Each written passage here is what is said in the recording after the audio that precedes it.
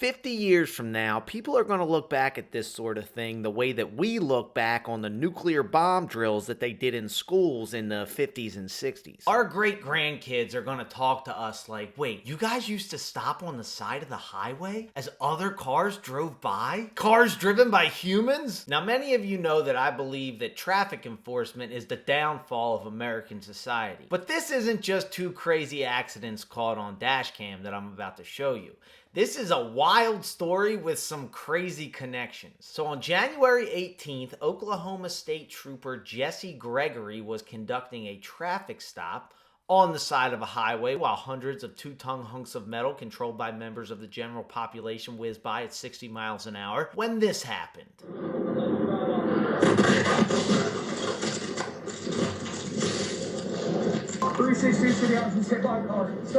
You know, I've searched high and low and not a single article has covered what this driver was being stopped for. And I wonder why.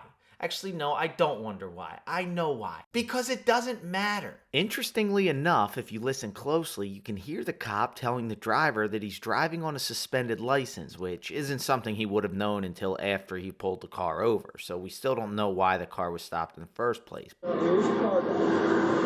You're suspended. Yeah, not taking you to jail.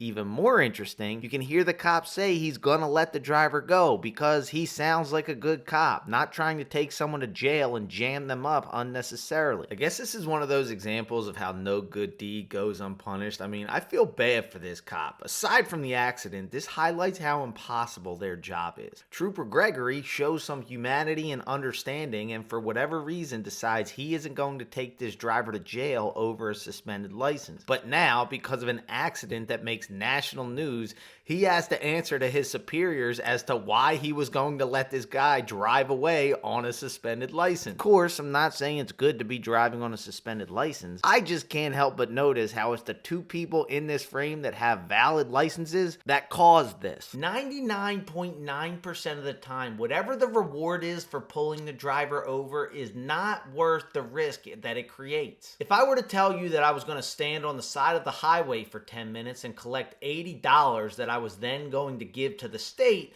you would ask me if I was concussed. But for some reason, if I put on a blue uniform and wore a shiny badge, you'd call it serving the community. How does that make sense? Fortunately, everyone in this incident was okay. Trooper Gregory acknowledged his remarkable fortune in surviving, attributing it to fate and God. After watching the video, I don't even remember barrel rolling to my feet. Hopefully this is my scare of the career. Now this story has a crazy connection to another wild video. Trooper Gregory has a neighbor and a good friend who is also in law enforcement. That neighbor and friend is Canadian County Deputy Jose Mendoza, no relation to the Mighty Duck. 2 weeks before Trooper Gregory was hit on January 5th, Canadian County Deputy Jose Mendoza was struck near Interstate 40 and Garth Brooks Boulevard. I did not mean to laugh. That just has to be the most American sentence I ever read in my entire life. Like, do you realize how many monumental events had to happen in American history in order for this sentence to make sense? Now, I don't know if I'll be able to show this next video. Actually, I'm all but certain no matter what I do, this video will get demonetized, so I might as well show it. But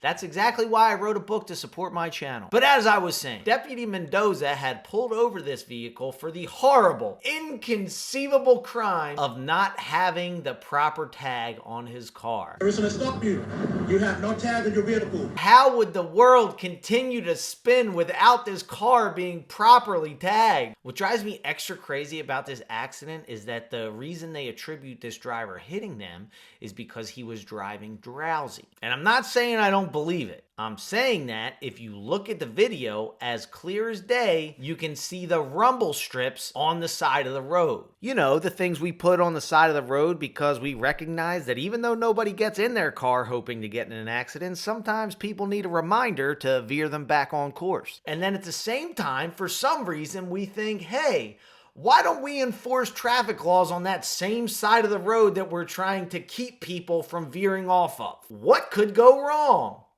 I don't know. Maybe this? I don't want that to show.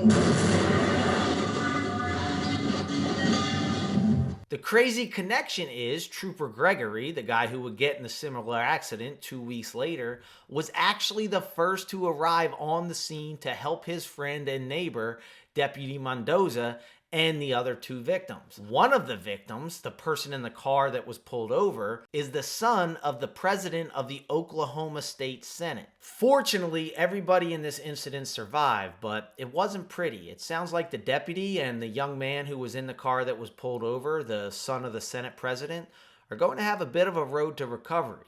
The Senate president made a statement thanking the paramedics and the first responders for their actions, which, by all counts and measures, sounds like it saved his son's life. And when I read that, I couldn't help but think that after thanking the paramedics, there's a sentence unspoken that blames the idiotic lawmakers and department heads that are still encouraging troopers to do this kind of thing. Like, did you guys notice that they were on the side of the road for so long that the sun came up? What would you say if I told you I wanted to go watch the sunrise on the side of the highway? Did you guys also catch that Officer Mendoza was going to let this kid go, a kid who was just on his way to school? I don't want nothing to show. Now, was he only letting him go because of who his dad is? It ain't for me to speculate. I ain't no senator's son. Instead, I'm just going to assume that once again, this is another example of a good cop being put in a bad situation because of policies and rules that he didn't create. It's 2024. This stuff can and should be enforced electronically. Do you know how much safer the roads would be if instead of pulling this guy over for a tag, he just ran his license plate and sent him a citation in the mail? I know there's at least 3 people in Oklahoma that would be in considerably better health if that was standard practice. And as if this story doesn't get any more absurd, the Oklahoma State Patrol has highlighted this incident as a stark reminder of the dangers posed by distracted or impaired driving. It underscores the critical importance of adhering to the slow down, move over law, which was designed to protect law enforcement and emergency responders working on roadways. And this is the part that grinds my gears. This emphasis on distracted driving is part of a broader initiative honoring Trooper Nicholas Dees, who tragically lost his life in the line of duty due to a distracted driver. I wasn't even planning on making a video about this until I learned what happened to Trooper Nicholas Dees. And trust me, I've learned the hard way. Every time you make the smallest critique about the way policing is done in America, people label you as anti-cop, and I don't want to fall into that trap. Lackluster recently did a poll where he too observed that being critical of public servants often leads them to claim that you are anti-law enforcement. For those that don't know, Lackluster is a channel that highlights problems in law enforcement. He asked his audience how many of them identify as anti-law enforcement, and the overwhelming majority did not. What they identified as is anti-bad law enforcement, and I think a lot of people think that means they are against individual bad cops. And of course, who wouldn't be? Even a bad cop will say that he's against bad cops, because he's a bad cop. He'll lie. But I like to think of being against bad law enforcement as being against law that is enforced poorly, being against the many inefficient, unsafe, dangerous, unproductive ways that law is enforced. One of which being pulling people over for minor infractions on the side of a highway. Part of the reason I hate traffic stops is that it is extremely dangerous for everyone involved, including the police officers. In fact, it's one of the most dangerous things they do. Historically, car accidents have been one of, if not the #1 leading causes of death among law enforcement. And according to a study done by the National Institute of Justice, exiting the car during a traffic stop is the most common reason for that. And despite knowing that, despite creating a slow down and move over law, as well as a law banning texting and driving in honor of Trooper Nicholas Dees, Oklahoma doubles down on blaming citizens for distracted driving when 2 of its officers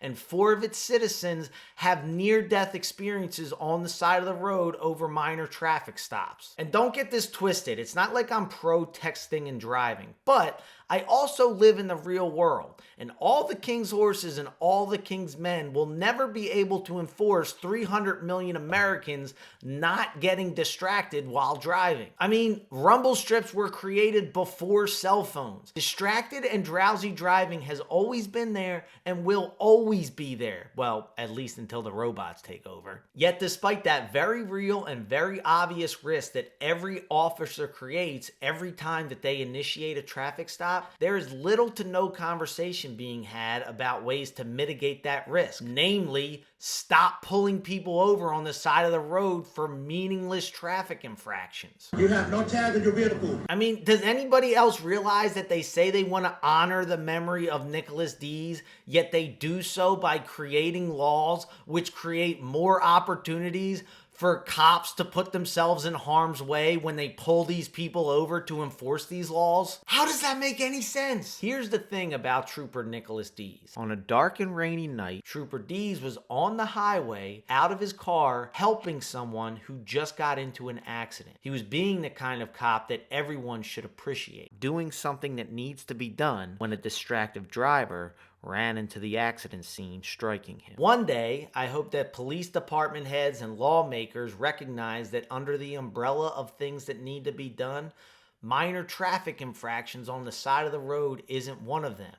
And I wish that they would stop putting their own police officers and the citizens that they vow to protect in harm's way by doing that. Unfortunately, I do not have the power to stop this insanity myself, but I have spoken to plenty of police officers who have given me tips and tricks on how to pull over safely. Not to mention plenty of personal experience. And when that video's up, I will put it here. Until next time, thanks for watching.